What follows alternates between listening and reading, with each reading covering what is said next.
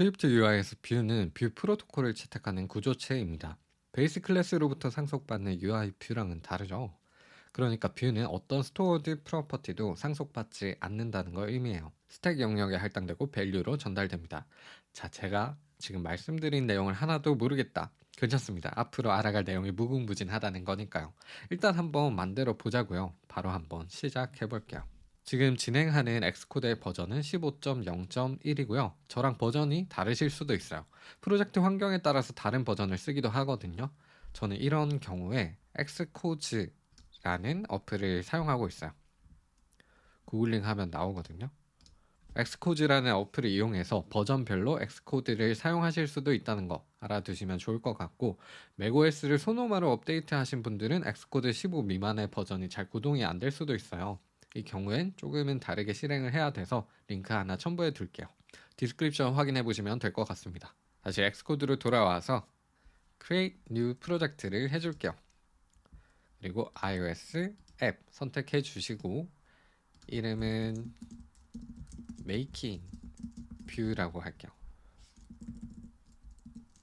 인터페이스는 Swift UI 선택해 주시고 Next. 원하는 경로에 저장을 해주시면 되고, 콘텐트 뷰라는 게 있고 왼쪽은 코드, 오른쪽은 코드에 대한 프리뷰를 볼 수 있습니다. 이 프리뷰 표현이 엑스코드 10으로 오면서 달라졌어요. 원래 기존에는 이렇게 사용을 했었는데 매크로가 나오면서 샵 프리뷰 이렇게 간단해졌고요. 오른쪽에 보이는 공간을 캔버스라고 하고, 기본적으로 프리뷰를 볼 때는 플레이 모양이 선택이 되어 있을 거예요. 마우스 버튼은 뷰 컴포넌트를 클릭해 볼 수 있습니다. 이렇게 클릭하면 얘가 어떤 코드인지 볼 수 있고요. 마우스 버튼이 켜져 있을 때의 장점은 확대를 한 다음에 스크롤이 된다는 거예요. 이게 여기서는 확대를 한 이후에 스크롤이 되지가 않거든요. 마우스 버튼을 클릭하시면 그게 가능하다는 거. 이걸 종종 쓸 때가 생기더라고요. 좀 확대해서 보고 싶은데 내가 원하는 위치로 보고 싶을 때는 마우스 버튼 클릭해 주시면 됩니다. 그 다음은 여기 칼라 스킨 베리언츠, 여러 개의 뷰를 볼 수 있습니다. 라이트 모드일 때, 다크 모드일 때. 오리엔테이션 베리언츠는 이렇게 포트레이, 랜드스케이프 어떻게 보여지는지 한 번에 볼 수 있고, 다이나믹 타입 베리언트 같은 경우에는 디바이스에 어떻게 텍스트 크기가 설정되어 있느냐에 따라서 다양하게 볼 수 있어요. 그리고 여기 같은 경우에는 캔버스의 디바이스에 대한 세팅인데, 여기 칼라 스킴을 켜주시게 되면 이 디바이스에다가 내가 원하는 설정을 걸어줄 수가 있습니다. 이런 식으로 말이죠.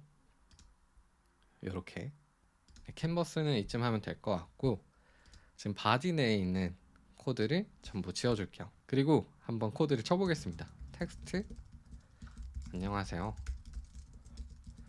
foreground 스타일 화이트, 폰트 라지 타이틀, 프레임은 맥스 위스 인피니티로, 패딩을 주고 백그라운드 블루로, 안 보이니까 다크 모드를 켜주겠습니다. 클립 쉐이프 라운디드 렉탱글 코너 레디우스 20, 패딩. 네, 이렇게 한번 코드를 쳐봤어요. 텍스트의 경우에는 이 안에 있는 스트링을 그냥 텍스트로 보여주는 기능이에요. 우선은 이 텍스트에 대해서 이 아래에 있는 코드들은 이 텍스트에 대해서 뭔가 설정들을 건드려주는 느낌이고요. 이거를 한번 코멘트 아웃 해볼게요. 안녕하세요 라는 텍스트가 최초에 있었습니다. 그리고 foreground 스타일 하얀색으로 글자를 만들어줬고요.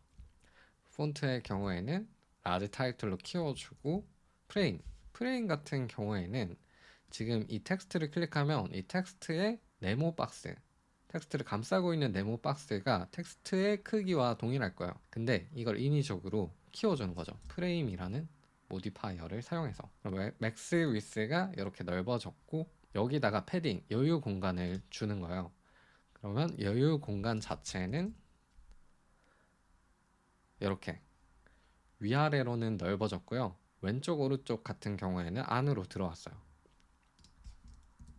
그리고 백그라운드 근방에 저 네모 박스에다가 컬러를 채워주고 클립 쉐이프 네모 박스가 어떤 모양일지 라운디드 렉탱글이라는 모양으로 코너 레디우스는 20 정도만큼 줬습니다. 그리고 다시 한번 패딩을 줄 수가 있는데 그러면 안쪽으로 좀 줄어들었죠. 이 패딩의 경우에는 웹에서의 패딩과 마진을 좀 합친 느낌 같아요. 어떤 경우에는 안으로 줄어들기도 하고 어떤 경우에는 늘어나기도 해요. 이거는 여러 개의 뷰를 그려보면서 감각을 키우시다 보면 아 이런 느낌이구나 아실 것 같고요. 지금 같은 경우에는 전체 방향이 위, 아래, 왼쪽, 오른쪽 다 걸려 있는데 이걸 직접 뭐 리딩을 건다던가 아니면 트레일링을 건다던가 아니면 리딩 트레일링을 합친 호리존탈을 패딩을 준다던가 아니면 버티컬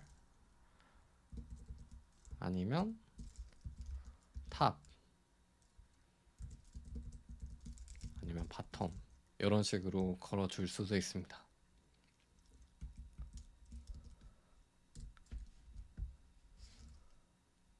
이렇게 합쳐줄 수도 있고요.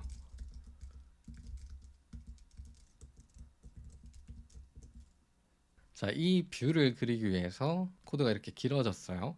우리의 바디의 경우에는 깔끔하게 해주기 위한 노력이 필요해요. 우리의 바디 깔끔하게 한번 해줘 봅시다. 프라이빗 바로 헬로우 텍스트 그리고 썸뷰 붙여주고 얘를 잘라낸 다음에 헬로 텍스트 안에다 넣어주고 이 헬로 텍스트를 이렇게 선언해도 동일하게 볼 수 있습니다. 지금 같은 프라이빗 바 이 변수 같은 경우에는 익스텐션으로 콘텐트 뷰에 대해서 확장 기능 같은 느낌으로 이렇게 빼준다면 상당히 깔끔하게 우리의 뷰를 볼 수 있게 됐죠. 그리고 지금은 확장 기능 익스텐션을 써서 했는데 이거를 새로운 뷰로 빼줄 수도 있어요. 헬로우 텍스트라는 뷰로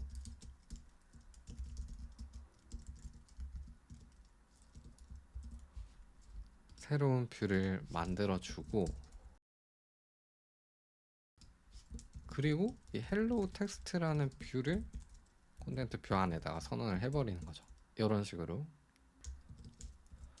그러면 익스텐션으로 쓸 때랑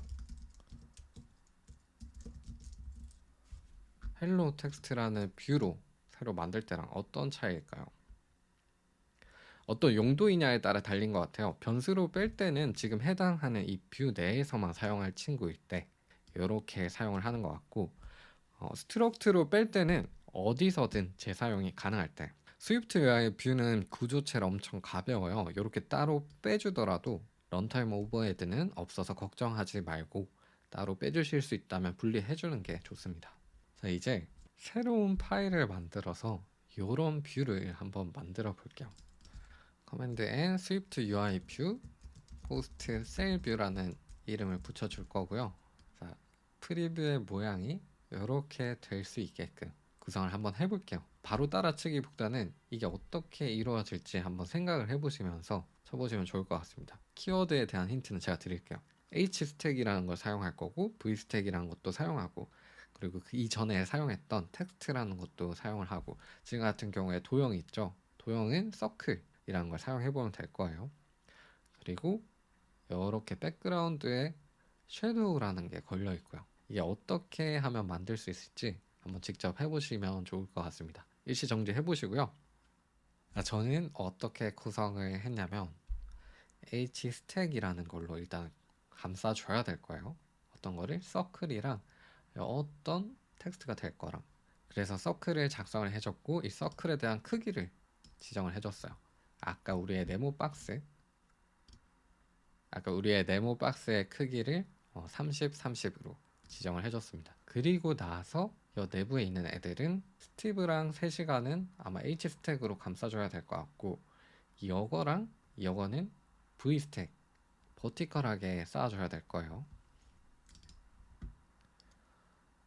그래서 보면 h스택으로 스티브라는 텍스트 그리고 폰트 크기 지정해주고 볼드를 줬습니다. 3시간 같은 경우에는 폰트 크기를 풋노트로 주고 foreground 스타일을 세컨더리 컬러로 줬어요. 그리고 그 아래에 이 H스택과 함께 이렇게 작성을 해줬고요. 멀티라인 텍스트 얼라이먼트는 줄바꿈이 됐을 때 어디에 기준을 할 것인지, 그러니까 왼쪽 정렬을 해준 거예요. 폰트의 경우에는 콜아웃을 줬고요. 그리고 보면 얼라이먼트, V스택 안에 얼라이먼트라는 걸 넣어줬는데 이것도 리딩을 줬습니다. 기본적으로는 센터에 맞춰져 있을 거예요. 이렇게. 근데 얼라이먼트를 리딩으로 하게 되면 왼쪽 정렬로 이 뷰랑 이 뷰가 맞춰서 쌓이게 됩니다. 그리고 나서 우리의 H 스택에다가 여유 공간을 일단 줬어요. 패딩을 주지 않았다면 이 크기에 딱 맞을 거예요, 아마. 이런 식으로 패딩을 한번 주고, 패딩을 준 내부 박스에다가 백그라운드를 줬습니다. 백그라운드를 주고 우선은 화이트 백그라운드를 준 다음에 일단 잘라줬어요. 라운디드 렉탱글로. 그 다음에 섀도우를 걸어줬습니다. 이런 식으로 코드를 구성하면 이렇게 만들 수 있네요.